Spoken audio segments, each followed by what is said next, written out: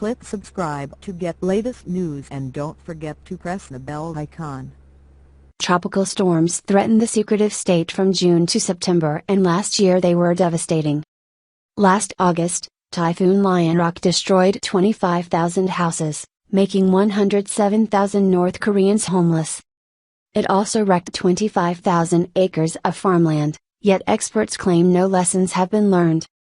Marcus Bell lectures on North Korea at Sheffield University and said it remained extremely vulnerable, particularly to extremes in weather that affect agriculture, such as droughts or floods, he told Daily Star Online. North Korea doesn't have a great deal of land available for producing crops, nor does it have a large amount of reserves. Consequently, a threat to the annual crop is a threat to the food security of the entire population, but that's not the main issue. The North Korean government does not make efforts to improve its planning and policy making for such acts of God. These devastating events happen almost annually, and each year Pyongyang depends on outside support. The threat is compounded this year by a drought, caused by low rainfall over the North's farmlands. It's so bad that it's even acknowledged in North Korean propaganda, which calls the drought the worst ever. Dr. Bell also pointed out that, should a typhoon strike, it's not just direct damage that poses a threat but side effects too. He said, it's the secondary effects that can be the challenging, and these are often not felt until months or years afterwards.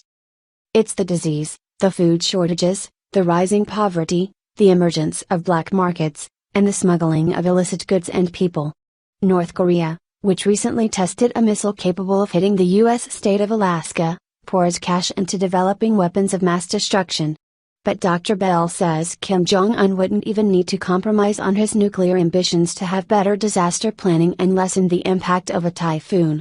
He said, it's as if Pyongyang is surprised each year they have a huge flood or a widespread drought.